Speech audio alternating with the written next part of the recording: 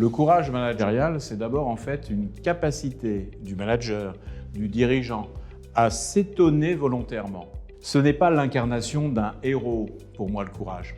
C'est plutôt une posture basse de compréhension fine de ce qui se passe dans son équipe, de ce qui se passe autour de soi.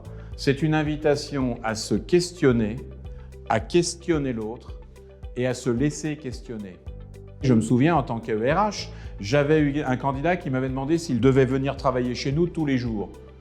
Il me questionnait très profondément sur qu'est-ce qu'une organisation, quel est le rapport au temps dominant dans l'organisation et d'une certaine manière, quel est le contrat de travail. Le contrat, moi, c'était d'échanger de l'implication contre une forme de parcours.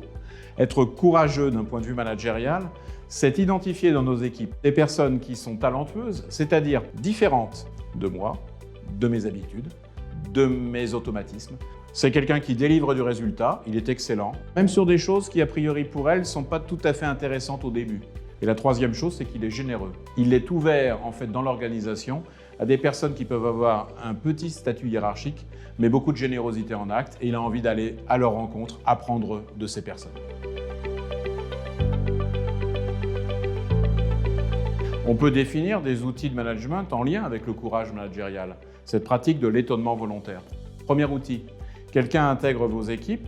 Au bout d'un petit mois, vous lui demandez quels sont, non pas les 5 mots, mais les 5 images qui illustrent ton étonnement depuis que tu es chez nous. La personne va aller découper des magazines.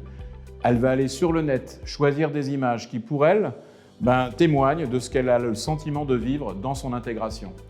4 mois plus tard, on refait le processus. Ça fait 4 mois que tu es chez nous.